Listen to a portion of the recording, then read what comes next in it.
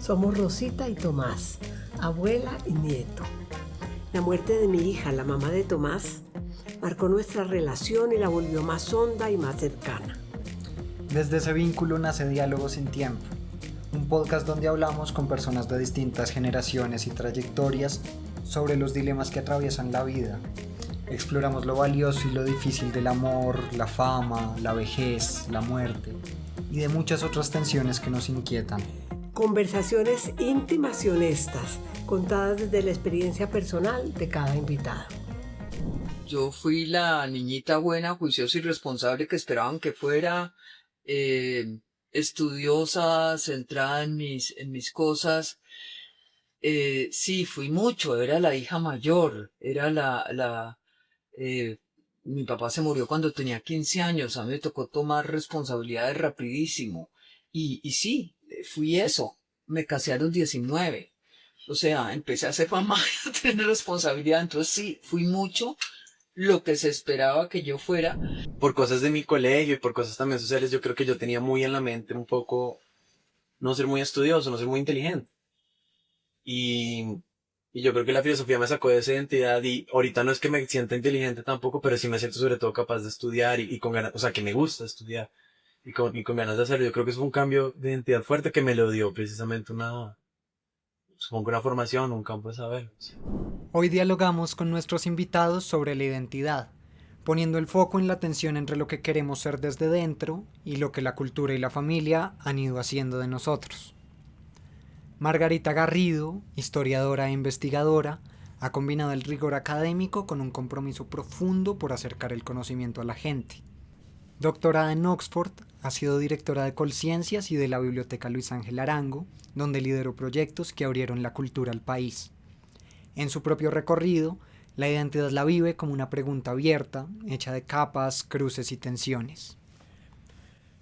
Matías Troconis es una voz joven y provocadora que cruza el periodismo, la literatura y el arte. Estudió economía y filosofía. Participa en el proyecto Desigual con una serie de microreportajes en Instagram que combinan denuncia, crítica social y humor. En la manera de construir su identidad, se mueve con naturalidad por fuera de los moldes y en diálogo con lo heredado. En esta conversación no queremos solamente saber qué hacen ustedes, sino quiénes son o quiénes están siendo, quiénes están dejando de ser, quiénes están atreviendo a descubrir que pueden ser. Entonces, más que una entrevista, queremos es invitarlos a hacer una pausa y a mirar hacia adentro para poner en palabras todo eso que se está gestando en ustedes. Bueno, y entonces para empezar esta conversación, yo pensé en una cita de Erik Erikson, ese famosísimo, o más que famosísimo, importantísimo, un psicólogo y psicoanalista del siglo XX, fundacional en lo que es la psicología del desarrollo y de la identidad, que dice, para el tema que hoy nos va a ocupar: en la jungla social de la existencia humana, no hay sentimiento de estar vivo sin un sentido de identidad. Ahora, entonces, quisiera hacerles una primera pregunta, que aunque suene trascendental, como ya les he dicho, no querría que la contesten, o no tendrían que contestarla, más bien de manera trascendental, sino de pronto de manera más intuitiva, más experiencial. Y ya entenderán por qué este prólogo. Margarita, si yo te preguntara, ¿tú quién eres? ¿Cómo te definirías? Bueno, Rosita, primero muchas gracias por la invitación y muy chévere estar aquí. Es un honor. ¿Quién soy? Es difícil de definirse de una sola manera, ¿cierto? Porque pues creo que uno tiene cantidad de dimensiones.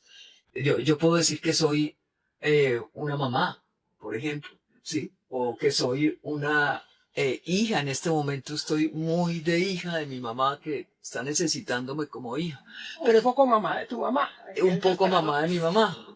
También soy una profesional de historia que trabajo en esto y esto y esto. Pero con nada de eso estoy diciendo quién soy yo. No, estoy hablando de lo que hago o de mis relaciones. Y soy todo eso, pero soy otra persona que es, digamos, como todo el mundo, pues, con misterios, con ambigüedades, con sentimientos encontrados, con todo eso. Y esa, pues, sí, esa es una Margarita que a duras penas me conozco yo, ¿no? Y Matías, ¿tú cómo responderías? Menos mal, a mí me dieron más tiempo para pensar. No, me recuerdo mucho una película, como esas clásicas películas que dan como en RCN los sábados por la mañana y cosas así. Es de Adam Sandler, es como chistoso, es de comedia boba. Pero es de Adam Sandler y Jack Nicholson. Se trata de que Adam Sandler tiene un gran problema de rabia y Jack Nicholson es el psiquiatra. Y en momentos los ponen a jugar tenis, como el principio de los ponen a jugar tenis, Jack Nicholson le pregunta como, bueno, ¿pero quién eres? Y mientras van jugando, él le dice como, no, pues yo soy abogado, o yo tengo 33 años, o yo me llamo no sé quién. Y Jack Nicholson siempre le contesta y lo mira así sádicamente y le sonríe como, no te estoy preguntando cómo te llamas, ni cuántos años tienes, ni qué haces, ni quién es tu novia, ni... Estoy preguntando quién eres. Y lo que es divertido es que mientras van jugando tenis, pues Adam Sandler sigue contestando y en un momento se queda sin qué más decir sobre él, pero sigue sin saber quién es. Y eso, lo que es divertido es que ahí el man se llama Locos de Ira porque el man se le salta la piedra, rompe la raqueta, se vuelve loco. Y pareciera como decir, como pues este man lo que es un hombre muy bravo, ¿no? Al final, dentro de todo, después de todas las preguntas, es un hombre muy bravo. Y estaba pensando entonces como que si íbamos jugando ese tenis y me llegó a desesperar quién terminó siendo. Al menos la intención, lo que quería era pensar como que igual estoy muy joven, entonces pues es bueno, espero. Pero es una pregunta muy difícil y después de jugar tenis lo que siento es que mi intención es un poco como ser alguien un poco chistoso, o al menos como disimular mis intenciones que pueden ser perversas o intelectuales o egoístas o pueden ser también, no sé, caritativas o tristes, pueden ser cualquiera, pero creo que lo que más me interesa, al menos en este momento de mi vida, es un poco ser chistoso, como ver que hay ahí. Sí, no sé por qué lo siento. Oye, asociando con eso, yo te quiero preguntar. ¿Tú te has sentido confundido respecto a tu identidad en algún momento de tu vida? Sí, en distintos momentos.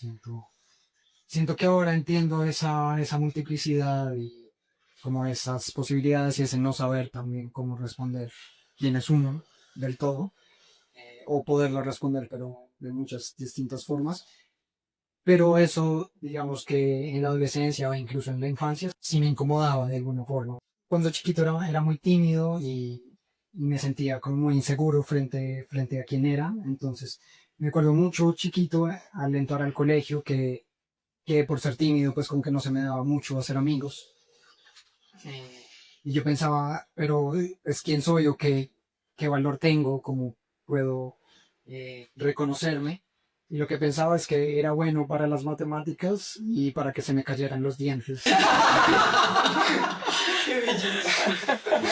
Pensaba eso, pero terminé haciendo amigos, fue a través del fútbol, fue como desde el lado deportista. Eso es chistoso porque creo que en los hombres, o al menos en los hombres colombianos, hay algo súper fuerte con el fútbol y precisamente como que permite formar identidad, formar un grupo de amigos, además por eso lo de ser hincha también es súper importante. Y es raro, digamos, a mí me tocó cero, yo era cero futbolista, pero además también pues me sigue afectando en esa época y me sigue afectando hasta el día de hoy porque yo no soy hincha de un equipo. Y te quiero hacer la pregunta y yo siento que esas cosas serán un poco por el papá también, como que uno es hincha, la mayoría de mis amigos son hinchas del equipo que es el papá. Sí, Entonces es chévere, ¿no? sí, yo también, sí, del equipo de mi papá y de mi abuelo paterno, como Millo. Pero a ellos les gustaba el fútbol y sí me inculcaron los de ser hincha de Millos, pero ellos tampoco eran tan futboleros, fue también con una pasión. Además, pues no crecí con ellos, crecí con mi mamá, más porque pues, estuvieron separados desde antes de que naciera. Y a mi mamá no le gustaba nada el fútbol y yo desde bebé con el Mundial del 2002 la levantaba que era en Corea-Japón, entonces me despertaba a las 4 de la mañana. Entonces, pues sí, es algo inculcado de alguna forma, pero a la vez sí es algo como de la personalidad. Margarita, tú ahorita también hablabas como de esas pues múltiples categorías dentro de las que uno cabe, pero sientes que con los años, con el tiempo, has podido consolidar una suerte de narrativa más específica sobre quién eres, o esa sigue cambiando constantemente. Pues sí, obvio que sigue cambiando, pero también al mismo tiempo ser muy crítica, un poco insoportable a ratos. También sé, pero sí, es la idea de cómo lograr hablar de cosas difíciles sin romper, sin enfrentarse, se me ha vuelto como una cosa muy constitutiva, muy fuerte. Lo veo que lo hago en una cantidad de planos y de espacios y claro, a veces no lo logro y a veces yo misma soy la que armo los problemas, pero es como una cosa que sí, que me ha salido. Pues más de temperamento y de actitud, de todo eso que cualquier otra cosa. Y remontándonos un poco a ese comienzo de construcción de la identidad en la niñez, ¿quién esperabas que fueras cuando eras niña? ¿Y qué hiciste para diferenciarte de eso o lo aceptaste? Yo creo que yo lo acepté francamente por mucho tiempo. Yo fui la niñita buena, juiciosa y responsable que esperaban que fuera, estudiosa, centrada en mis cosas. Sí, fui mucho, era la hija mayor, era eh, mi papá se murió cuando tenía 15 años, a mí me tocó tomar responsabilidades rapidísimo. Y sí, fui eso, me casé a los 19. O sea, empecé a ser mamá y a tener responsabilidad, entonces sí, fui mucho lo que se esperaba que yo fuera. Me distancié en algunas cosas, empecé a distanciarme muy conscientemente, sobre todo en querer tener una carrera académica por mi gusto. Eso sí, no estaba en el programa necesariamente, eso sí lo hice, pero eso no rompía con nada. Pues rompía con algunas cosas, pero no rompía básicamente. Creo que vine a hacer ruptura mucho después. Mucho después, bueno, en política también, pero no era tan difícil.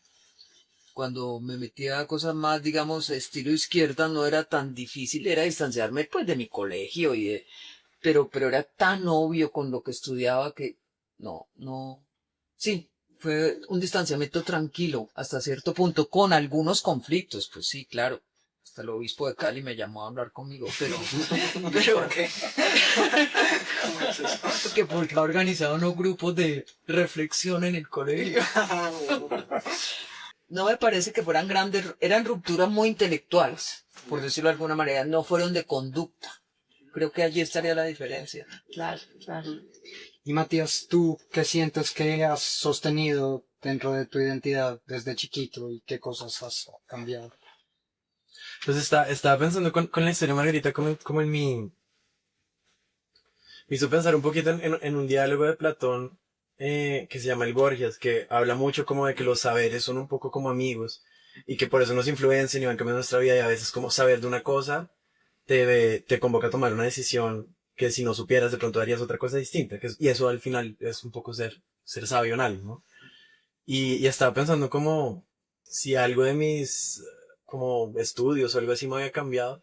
Yo no era particularmente rebelde y yo no era particularmente ñoño tampoco. De hecho no, de hecho yo creo que yo era malo en el colegio y yo era sobre todo muy poco, o sea, yo no era estudioso, pasaba muy raspando. Pero creo que sí hubo algo y que se lo debo más que todo a la filosofía, que me gustó ser ñoño, me gustó más leer que no leer, o sea, fue como la primera vez que en serio me gustó más hacer la tarea y llegar con la tarea hecha. Y, y yo creo que yo entré siendo más como este tipo de filósofo un poco marihuanero que como que, a ver, pues habla, pues de grosería. Ya sabemos que hablamos. Como que dice cualquier cosa y veía como el resultado de, no sé, de leer con cuidado, de conectar con ideas. Y me parecía que en serio era bonito, me parecía que en serio como que era un buen uso de mi tiempo, me parecía, sobre todo veía efectos de estudiar muy claros en mi vida. Yo creo que porque la filosofía tiene más eso que otras cosas, aunque creo que todos los campos de saber al final sí lo afectan a uno personalmente. Pero al menos a mí la filosofía me cambió un poco una identidad que yo tenía un poco más de ser un poco artista, de ser curioso, pero no muy entregado, no muy disciplinado.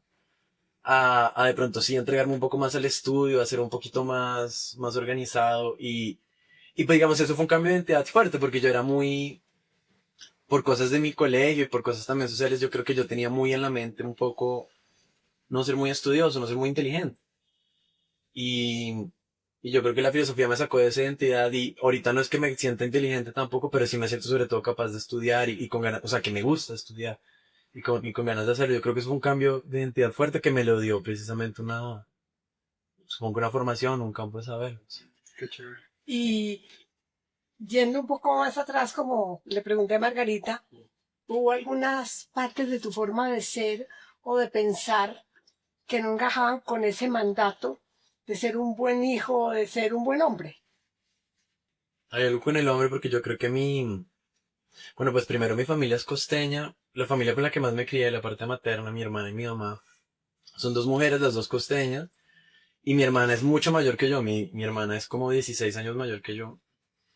Es como que cuando yo tenía 10 años, ella ya estaba en la universidad, cosas así, y hubo muchas instancias de querer ser un hombre en la casa, ¿no? Y de que yo era el hombre de la casa, entonces tengo que hacer eso para ser el hombre de la casa, y siempre eran cosas que yo era malísimo, ¿no? Como aprender a manejar, o, digamos, yo era súper, precisamente, un poco bohemio, marihuanero, lo que sea, y, no, el hombre de la casa tiene que aportar, ¿no? Y no sé qué, y no sé qué. Y también creo que pues yo hablo y me expreso de una manera amanerada y sobre todo mi hermana creo que hacía un par de comentarios con eso. El colegio también me hacían un par de comentarios con eso. Es como que la idea de un hombre y de que ser un hombre creo que, y de si yo me identificaba curiosamente con ser hombre, creo que sí esa pregunta estuvo desde chiquito. Creo que ahorita, no sé si es por como la época que me tocó o lo que leí, los amigos que tuve, cualquier cosa, pero puedo responder esa pregunta más tranquilamente porque tengo una idea de lo que es un hombre mucho más flexible y que me hace torturarme mucho menos con cumplir o no ciertos patrones. Entonces, como que, digamos, llegué 20 minutos tarde porque parqué en las Torres y yo me muero como 40 minutos parqueando porque manejo súper mal. Pero puedo decir con más o menos tranquilidad que me puedo reír de eso porque también sé que no afecta en lo más mínimo como la idea que tengo. Y Margarita, la otra cara ahora, digamos, cómo esos modelos de buena mujer o mujer respetable o de buena mamá, pues te afectaron y cómo lidiaste con ellos. Yo creo que me acomodé a ellos muy rápidamente. Lo que pasa es que eh, con lo de buena mamá tuve siempre la contradicción de estudiar mucho y no dedicar tanto tiempo a los hijos, ¿ya? Pero al mismo tiempo ser muy consciente, y eso me sacaba de quicio un poco, de que mis colegas, mis compañeros estudiantes hombres, aquí o en Inglaterra, donde fuera, tenían todo el tiempo y yo no, ¿no? Claro, además eran solteros la mayoría, pero hombres, casados o solteros, no tenían los roles que yo tenía. Eso me costaba mucho, mucho, mucho, mucho, mucho trabajo, porque sí. No obstante, logré lograr como una paz con eso. Ok, yo quiero ser lo que quiero ser y yo si no soy lo que quiero ser, pues no voy a vivir feliz y no los niños tampoco. Entonces, eso fue como un enredo muy, muy complicado, pero además, pues vivir en esta sociedad tan patriarcal y tan machista, también afecta a los hombres cuando viven con una mujer que sobresale. Afecta al hombre que vive con uno, horriblemente. Entonces, pues cómo tratar de que eso no fuera una afectación muy grande, porque claro, inmediatamente, sí, yo me acuerdo que el que era mi marido y el padre de mis hijos, que estaba muy de acuerdo en que yo hiciera carrera, empezaron a decirle príncipe consorte, yo no sé qué, ese tipo de cosas estúpidas, ¿sí? Que lo que hacen es complicarle la relación, porque eso es lo que hacen, ¿no? Donde no había ese problema. Entonces, pues sí, tuve que lidiar con eso y ya después lidiar con separarme y desbaratar el matrimonio fue un... No, pues, ¿cómo así, Anita, tan juiciosa?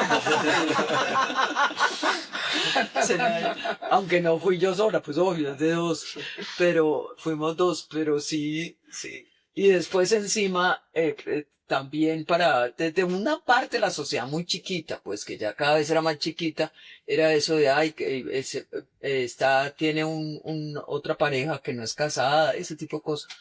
Pero no me han importado, francamente hace mucho tiempo no me importa. Porque porque uno crece y madura y se olvida de eso. Y bueno, sí. Yo creo que fue tardío. Matías, sí, inevitable con lo que están hablando preguntarte y con lo que dijiste antes, si has tenido miedo de defraudar a alguien al tomar una decisión de quién quiere ser. Uno, a medida que crece y se va conociendo, de pronto sí le importa menos la satisfacción de ciertas personas o estar cómodo como con lo que dictan ciertas voces, como adaptarse a lo que dicen ciertas voces, como que uno medio pareciera tener una idea más clara de quién es uno y darle más importancia a eso.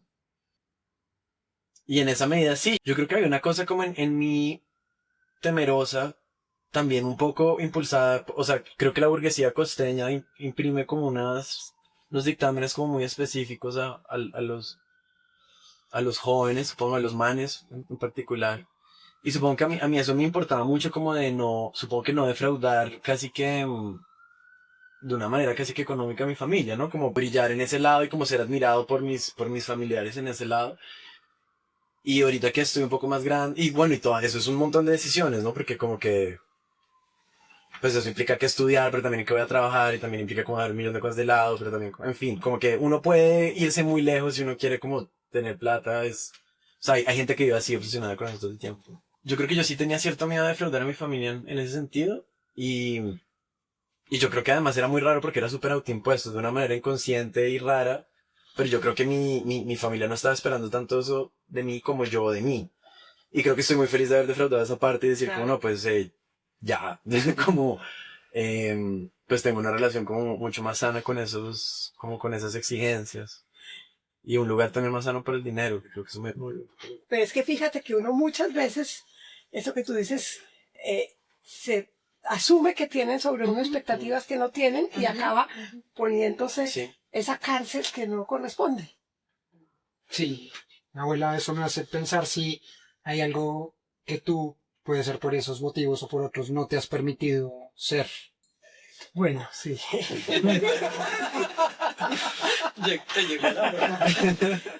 Yo desde niña escribía poesía y una familia que amaba la literatura y de intelectuales, etc., pues me ponían a leer mis poemas. Bueno, llegué a Bogotá y alcancé a publicar en Lecturas Dominicales, que era como el medio en ese momento como más respetable de publicaciones de literatura, muy joven, todavía en la universidad, en El Espectador, etc. Y una vez, no se me olvida, leyendo yo en la finca a Neruda, pensé, pero yo ¿para qué escribo? Si nunca voy a poder escribir con Neruda. ¿Qué sentido tiene escribir? Esto es una tontería. Y me puse una autocensura y dejé de escribir. Y toda la vida, para que veas, toda la vida, cada vez menos, pero toda la vida tuve eso, quería escribir, pero entonces ya estaba desentrenada, no, bueno. Entonces decía, pero sí, tomaba talleres de escritura, y luego desistí y decía, no, mi vocación es más la de terapeuta, etcétera, etcétera. Llegó un momento en que dije, no, definitivamente la literatura no, ¿para qué me conflictúo yo? Y hace poco volví a pensar, bueno, qué rico escribir, y dije, pero ya, de verdad, no tengo ni el entrenamiento, como dicen los dibujantes, no tengo la mano caliente, no tengo ya la formación que se requiere, eso no es para improvisarle. Entonces, de alguna manera ya no fui escritora.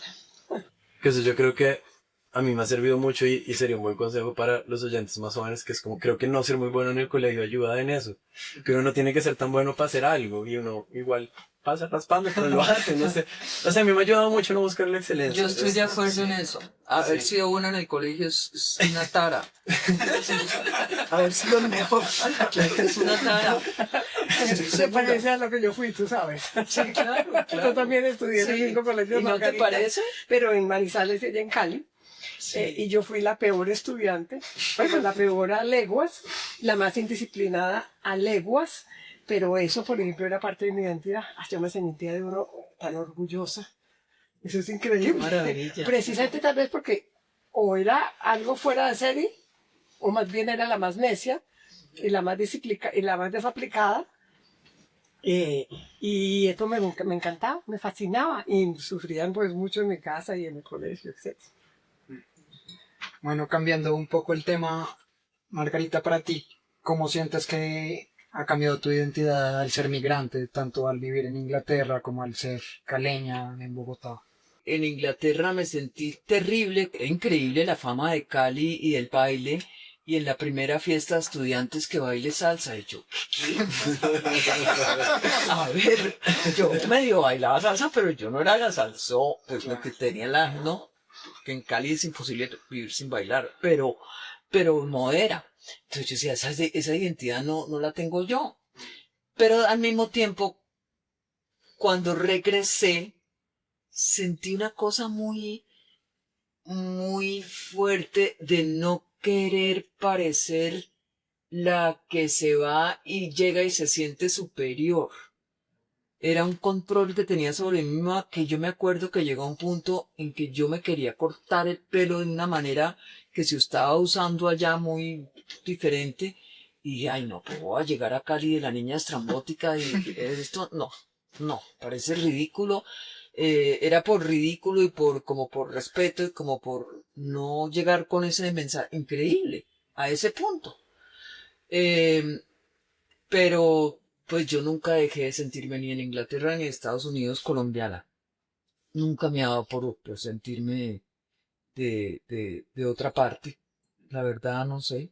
Creo que tengo raíces muy fuertes. Y eso no me impide estar en cualquier parte. No me dan esas inseguridades. La verdad no tengo como, me voy a volver inglesa. No. Jamás. Porque hay gente que le da. ¿Sí? Hay gente que le da. No, cuando mucho. yo estuve en la embajada, Ajá. iba toda la gente de la cultura a visitarme en España, en Madrid, y mucha gente llegaba, colombianos absolutos, tratando de hablar con la sigla Z. Vale, y bueno, vale, uno se le puede hasta pegar, el vale español, pero ya despreciando las costumbres Sí. colombianas, sí, no, eso sí, Eso sí, es una- no he tenido esa inseguridad.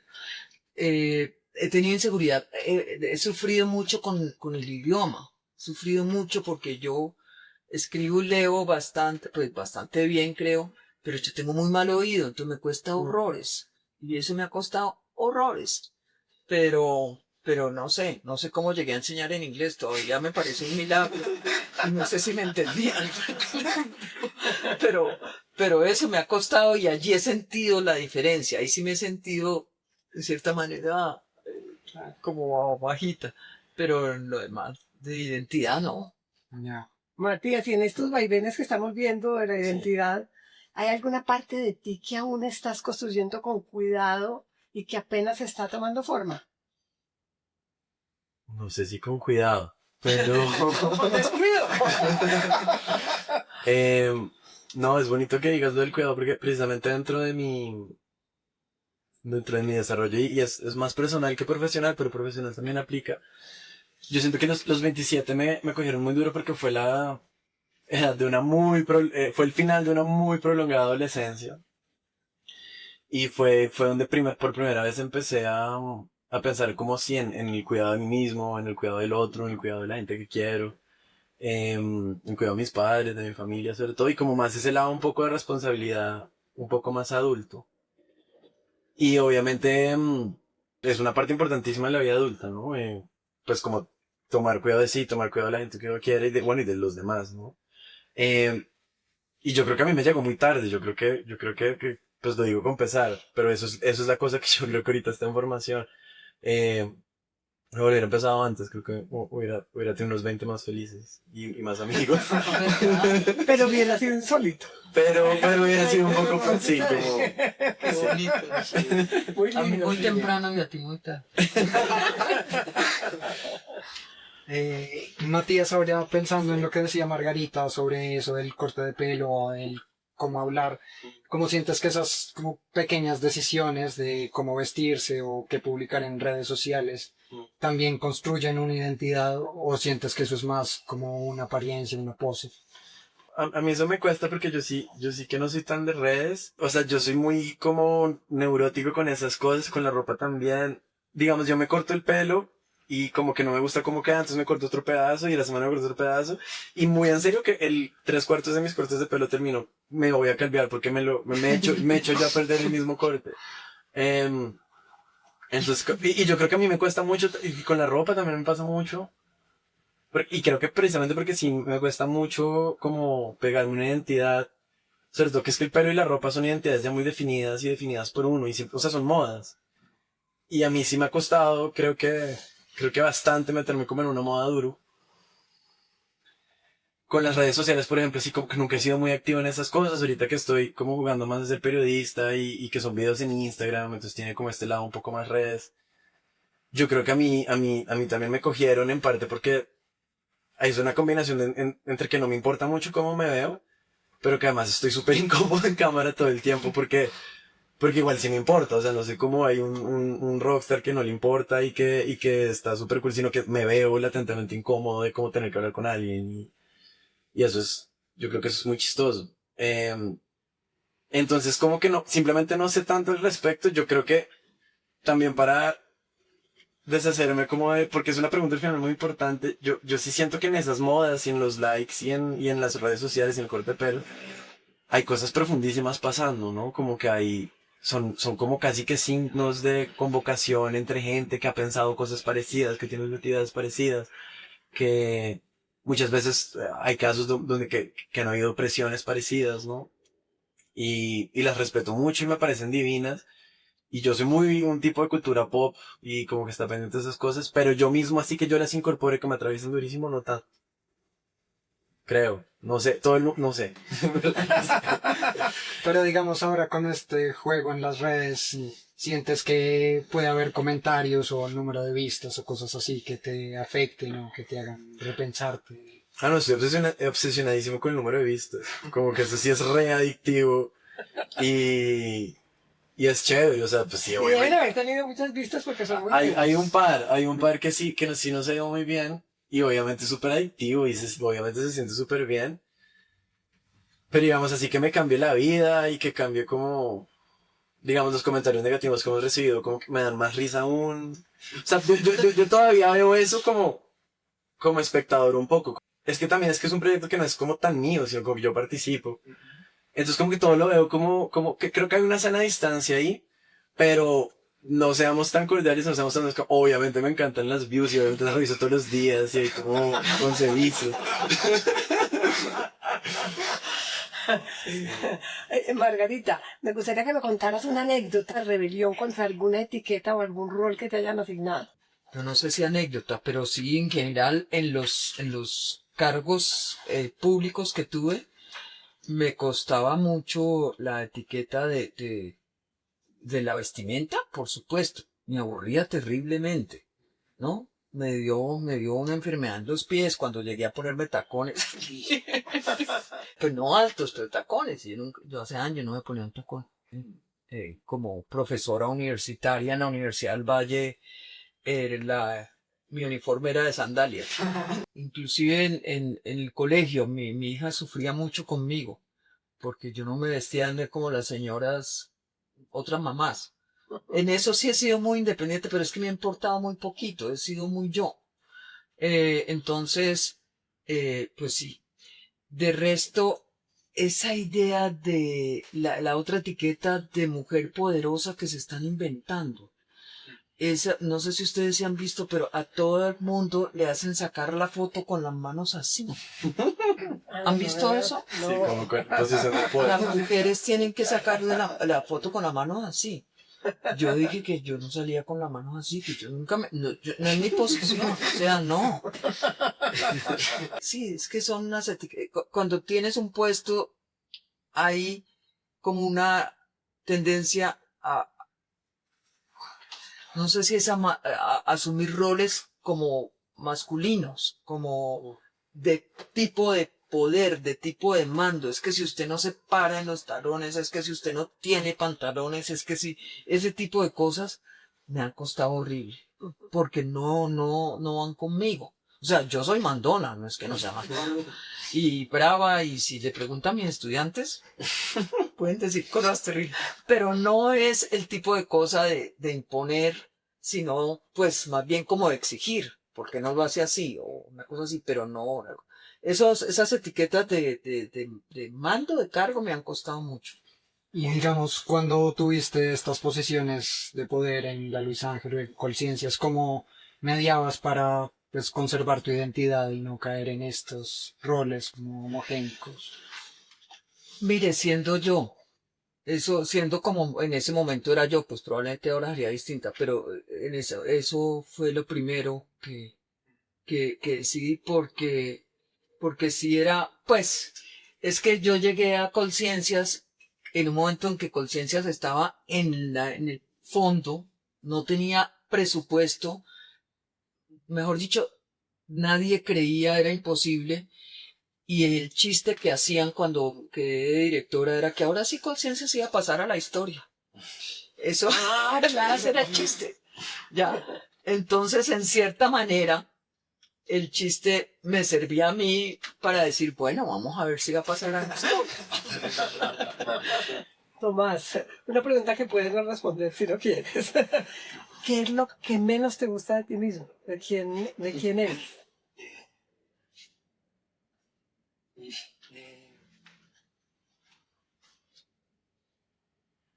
Pues siento que hay dos cosas. Pues en este momento ha habido distintas a lo largo de la vida, pero ahora, por un lado, siento que procrastino mucho, que la pereza me gana a veces y me impide o Me hacer consta. cosas o hacer cosas bien. ¿No? También. Sí, eso me cuesta. Porque pues lo puedo controlar en muchos casos, pero a veces se me sale un poco de las manos y termino haciendo las cosas tarde, un poco mal. Y por el otro también sigo siendo algo tímido y me siguen costando como ciertas interacciones. Entonces, sí, hay como un miedo de mí que no me gusta, como una falta de asertividad o de chispa en algunos contextos, que me pesa también. Matías, ¿qué contradicciones has transitado sin resolver respecto a ti mismo? Me cuesta mucho como establecer un criterio que en serio separe las cosas y que lo haga. O sea, como que yo soy una persona cero de bueno y malo. Y eso a veces, pues es muy contradictorio porque uno medio, digamos que quiere tender hacia el bien en su vida, ¿no? Y como hacer cosas que son buenas para uno, para los demás, etcétera. Pero a veces sí, como que soy el clásico man que se pone a relativizar todo, relativizar cualquier decisión. Eso en las relaciones es una artera, eso a veces en las amistades es una... O sea, intelectualmente la cosa sí está llena de contradicciones, hay cosas buenas, hay cosas malas. Pero en la práctica, sobre todo en las relaciones, es como estás con la persona o no estás con la persona y como que un poco cualquier argumento es vacuo, ¿no?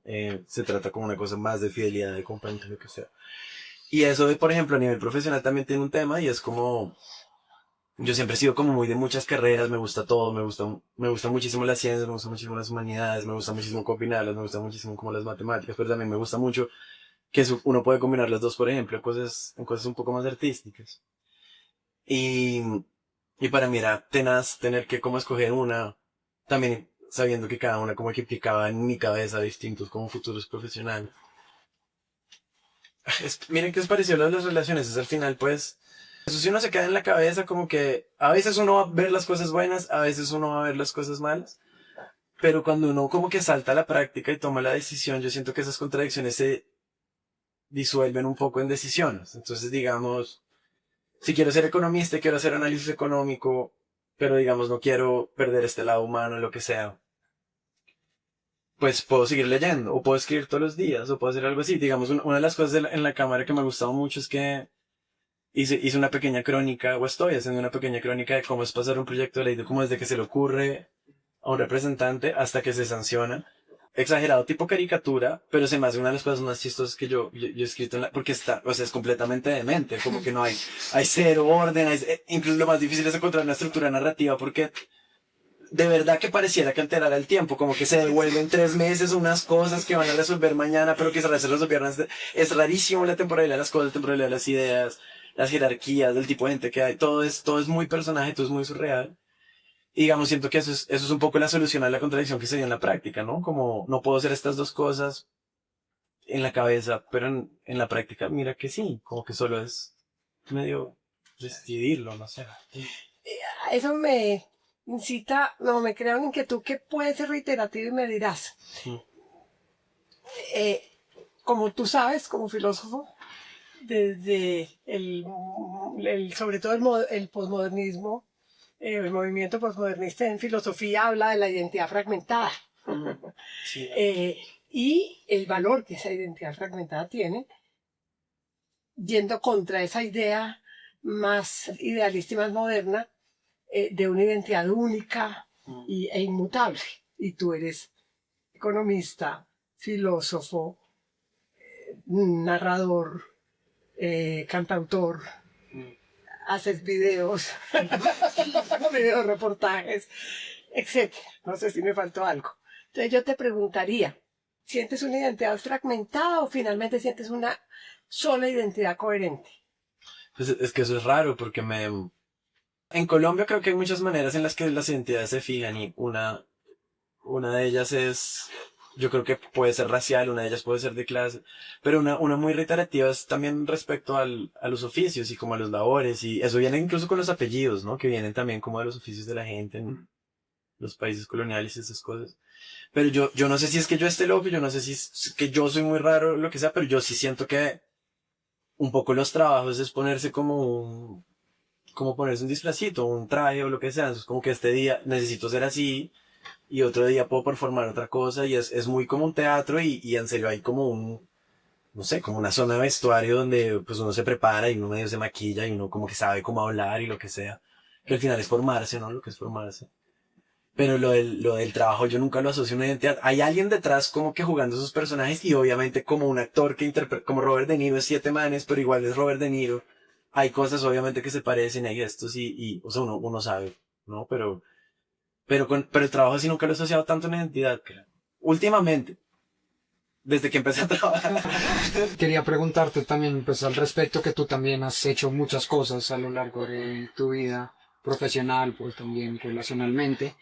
¿Y cómo ha cambiado la forma en que te nombras, en que te narras a ti mismo con el paso del tiempo? De niña, como ya les conté, pues me sentía como artista, sobre todo escritora. Pero también en la juventud absolutamente contraventora. Fui casi hippie, entré muy rápido al feminismo y parte de lo que de la vida era esa postura de ser contraventora. Y también aventurera y también muy exploradora. Y pues la vida lo va temperando a uno y sin dejar de tener muchos intereses y todavía no ser convencional para nada. Pero ya realmente no me importa mucho ser distinto, no ser distinta. Siempre me he vestido, no a la moda, pero ahora cada vez menos. Eh, mm, ya como alguna vez conversábamos, ya por ejemplo no tengo sueños, esos sueños que uno tiene de voy, quiero hacer algo, ¿no? Pues ya lo que pude hacer lo fui. Ahora tengo proyectos, este podcast es un ejemplo. Y aunque me gusta explorar y me gusta viajar todavía muchísimo, etcétera, ya no, digamos que ya no me preocupa mucho, para hablar con honestidad, definirme quién soy, más bien como ser. Ser. Eso habría parecido ridículo antes de decirlo ser. Yo decía, muy nueva era, ¿no? Ahora me interesa ser. Yo traje para cerrar una frase del filósofo Zygmunt Bauman, que dice que La identidad es una costra volcánica que se endurece, vuelve a fundirse y cambia constantemente de forma. Bien, muy bien. Con este episodio cerramos la primera temporada. Gracias por acompañarnos hasta aquí. El 2 de julio regresamos con nuevas conversaciones sobre diferentes dilemas que hacen parte de la vida de todos. Haz clic en la campanita y suscríbete para no perderte los episodios de la segunda temporada. Le agradecemos a Daniel Terán por las piezas visuales creativas y sugestivas que promueven y le dan identidad a cada episodio. A Natalia Casallas por su apoyo integral en la grabación, en la gestión de las cámaras, el cuidado de la luz y el sonido y ese registro de Polaroids que ya es memoria del podcast. A Andrés Casallas por el bellísimo logo que nos identifica.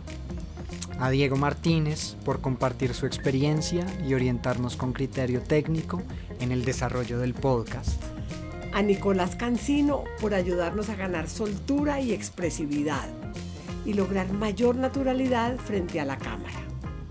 A Ana María Echeverry por su lectura crítica y sus valiosas ideas en los primeros ensayos.